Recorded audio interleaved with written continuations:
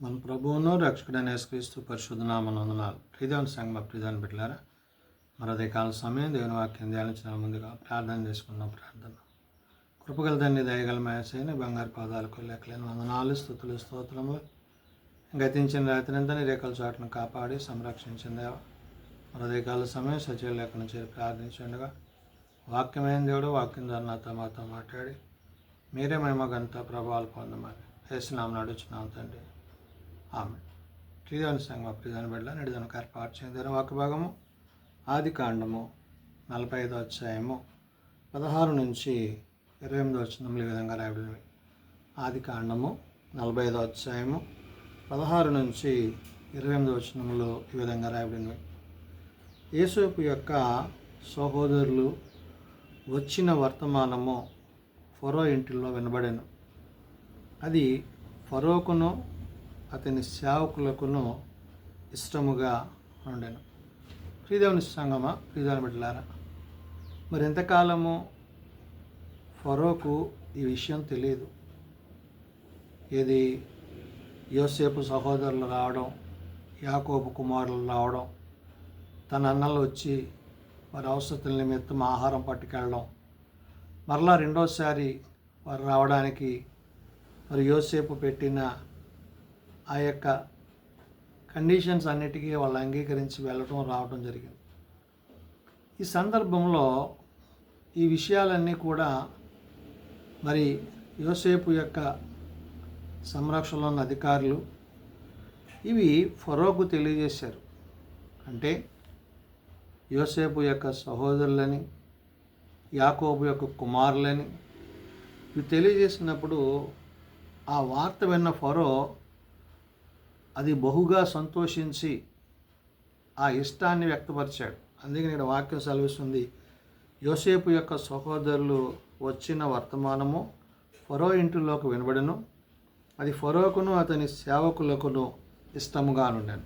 కాబట్టి ఇక్కడ ఏదైతే తన మధ్యన ఒక నాయకుడిగా ఉన్న ఆ యొక్క యోసేపును బట్టి ఫరో ఎంతగా సంతోషిస్తున్నాడో దాన్ని వ్యక్తపరుస్తూ, అప్పుడు ఫరో యోసేపుతో ఇట్లనెను, నీవు నీ సహోదరులను చూచి మీరు ఇలాగ చేయుడి, మీ పశువుల మీద బరువులు కట్టి కనాను దేశమునకు వెళ్ళి మీ తండ్రిని మీ ఇంటి వారిని వెంటబెట్టుకొని నా యొద్దకు రండి.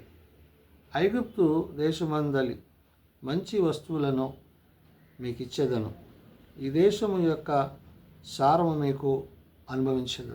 చూడండి, ఇక్కడ తన మంచితనము, తన ప్రేమ, యోసేపు పట్ల తనకున్న ఆ యొక్క మంచి మనస్సు ఏదైతే ఉందో అది యోసేపును బట్టి తన కుటుంబాన్ని దేవుడి విధంగా కాపాడుతున్నాడో అందుకనే యోసేపుతో ఇట్లని అని మాట్లాడుతూ, నీవు నీ సహోదరులను చూచి విరాగ చేయడి అంటున్నాడు. నీవు నీ సహోదరులు ఏమని, మీ పశువుల మీద బరువులు కట్టి కనాను దేశంలోకి వెళ్ళండి అంటున్నాడు. మీ తండ్రికి మీ ఇంటి వారికి వెంటబెట్టుకుని నా యొద్దకు రండి అంటున్నాడు.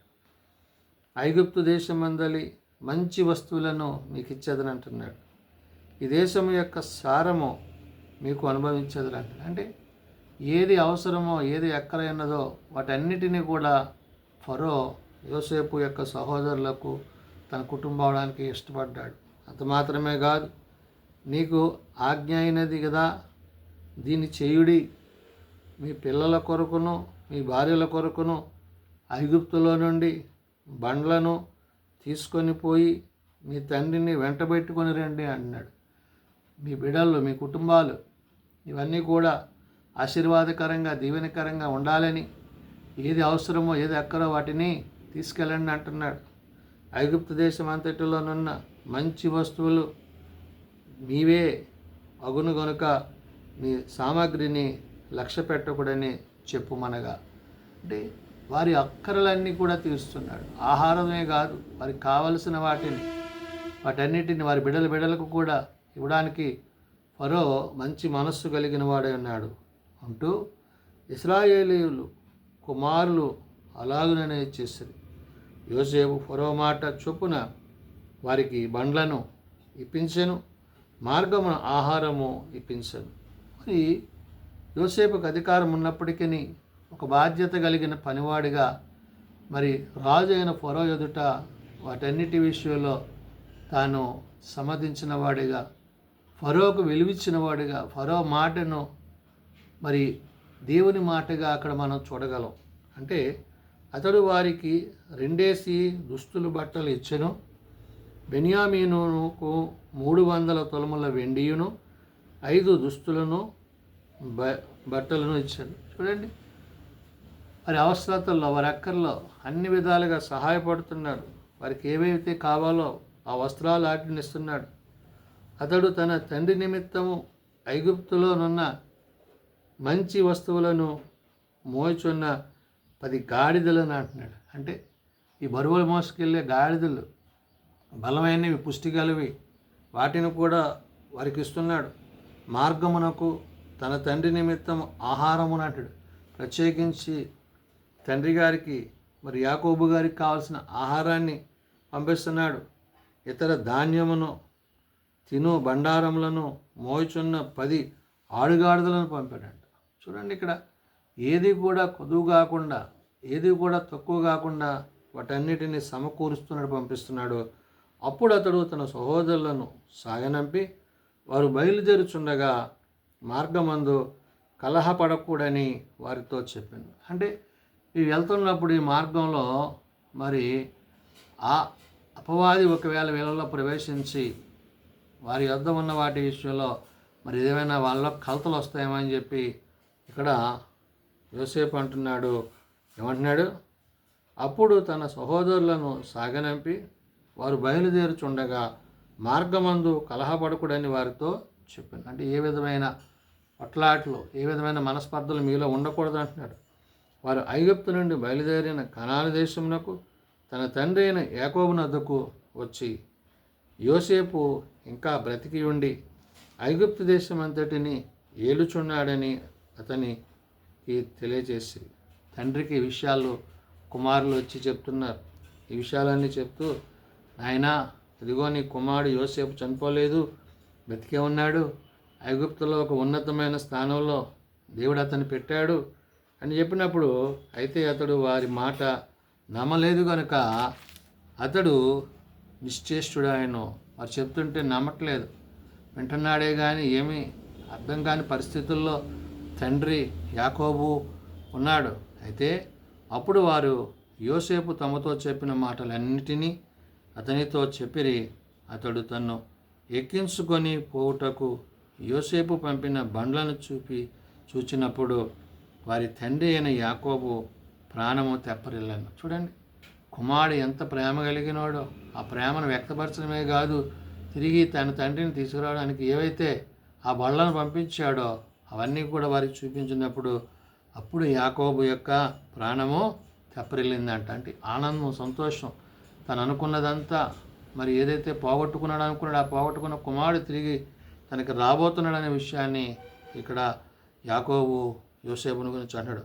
అప్పుడు ఇశ్రాయేలు ఇంతే చాలును, నా కుమారుడైన యోసేపు ఇక బ్రతికి ఉన్నాడు, నేను చావక మునుపు వెళ్ళి అతని చూచేదనని చెప్పాను. ఇశ్రాయేల్ అనగా యాకోబుకు మరో పేరు.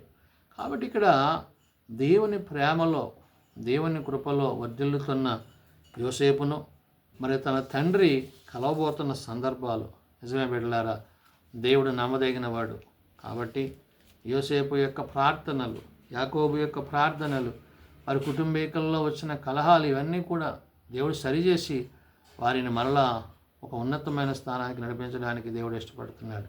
కాబట్టి మనము కూడా యెహోవాయందు నమ్మకం ఉంచితే, యెహోవాయందు విశ్వాసం ఉంచితే మన అవసరతల్లో, మన కుటుంబ అవసరతల్లో ఆయన సహాయుడై ఉండి ఆనాడు వారిని ఏ విధంగా అయితే ప్రేమించి మరి ఫరో సహితము వాటి విషయంలో మరి ప్రేమ కలిగి ఉన్నాడో అలాగే దేవుడు మన శత్రువులను సహగా మనకి ప్రేమికులుగా చేసి వారి ద్వారా మనకి సహాయం దయచేసేవాడై ఉన్నాడు. కాబట్టి మన ప్రేమ తండ్రితో, కుమారునితో, పరిశుద్ధాత్మతో సదాకాలము నిలిచేదై ఉండాలని ఈ ఉదయకాల సమయమున పరిశుద్ధాత్మ దేవుడు తెలియజేస్తున్న మాటలు ప్రార్థన చేసుకుందాం. కృపగల తండ్రి, దయగల ప్రభువా, నిజమైన ఆయన నిన్ను ప్రేమించి వారిని ఆస్తికర్తలుగా చేసేవాడు. నిజమే, యాకోబు జీవితంలో ఎన్నో మేళ్ళు, ఎన్నో ఉపకారాలు, ఒక ఉన్నతమైన స్థానాన్ని బెడికిచ్చు నాయనా. ఆ కుమారుని విషయంలో మరి ఎంతగానో మరి ఎదిరించి ఏడ్చినప్పటికీ నాయనా మరి యోసేపు సజీవుడై ఉన్నాడన్న విషయం వినగానే తండ్రికి ఎంత ఆనందము. నిజమే నాయనా, తన కుమారుని చూడాలని యాకోబు ఆశ కలిగి ఉన్నాడు. కాబట్టి నాయన నీ ఉన్నతమైన ప్రేమను బట్టి, నీ అపారమైన ప్రేమను బట్టి సహోదరులు ఐక్యత కలిగి ఉంటే ఎంత మేలు, ఎంత మనోహరమో అని సెలవిచ్చి అయినా వారి ప్రయాణంలో తిరిగి వెళ్తున్నప్పుడు మీరు ప్రేమ కలిగి ఉండండి, మీలో వివాదాలు రాకుండా చూసుకోండి అని సెలవిచ్చాం. నిజమైన ఆయన అపవాది నాశనపుత్రుడు ఎప్పుడు ఎవరిని మింగుదనా ఎదురు చూసేవాడు. కాబట్టి నేను అటువంటి పరిస్థితుల్లో అపవాదికి చోటు ఇక ఆత్మ మీద నిలిచి వారు నడిపించిన విధానాన్ని బట్టి వందనాలు. నేడు మమ్మలను కూడా అట్లా మీ ఆత్మచేత నింపి నడిపించమని ప్రార్థన చేస్తున్నాం. మాకున్న వ్యాధి బాధ కష్ట నష్టం నుండి బలహీనతల నుంచి విడిపించండి. మేలైనది మేము చేపట్టడానికి సహాయం చేయండి. ఇంకా నేను ఎరుగక తెలియక తమ హృదయాలు కఠినపరుచుకుంటున్న వారికి మారు మనసు పాపక్షమాపణ దయచేయమని ఏదైనా వాక్యం చేత మేము మరింతగా నీ ప్రేమలో ముందుకు కొనసాగుటకు మరి ఫరో చూపిన ఆ యొక్క ప్రేమను అయ్యా నీవు ఫరో పట్ల చూపిన ప్రేమను బట్టి అట్టి ప్రేమలో మేమును నీ అందు ప్రేమ కలిగి అనేకులను నీ వైపు, నీ ఆత్మ వైపు, నీ నడిపింపు వైపు నడిపించగలిగిన కృప దయచేయమని మా అందరికీ నీ సహాయం దయచేయమని దినదీవులతో నింపమని మీరు ఆఖరికి మమ్మల్ని సిద్ధపరచమని యేసునామమున అడుగుచున్నాము తండ్రి. ఆమేన్. పరలోకమందున్న మా తండ్రి, నీ నామం పరిశుద్ధపరచబడుగాక, నీ రాజ్యం వచ్చుగాక, నీ చిత్తం పరలోకమందు నెరవేర్చినట్లు భూమి మీద నెరవేరుగాక. మానిదనాడు మాకు దయచేయం. మరి అలా ప్రార్థన చేసిన వారిని మేము క్షమించున్న ప్రకారం మా ప్రార్థనలను క్షమించు. శోధనలో తేకాల్సిన తప్పించు. రాజ్యము, శక్తి, మహిమ నిరంతరము నీవేనావు తండ్రి. ఆమేన్. మన పరమ తండ్రి అయిన దేవుని ప్రేమ, ప్రభువైన యేసుక్రీస్తు కృప, ఆదరణకర్త అయిన పరిశుద్ధాత్మ సహాయము సదా తోడేయండి సంరక్షించునుగాక. ఆమేన్.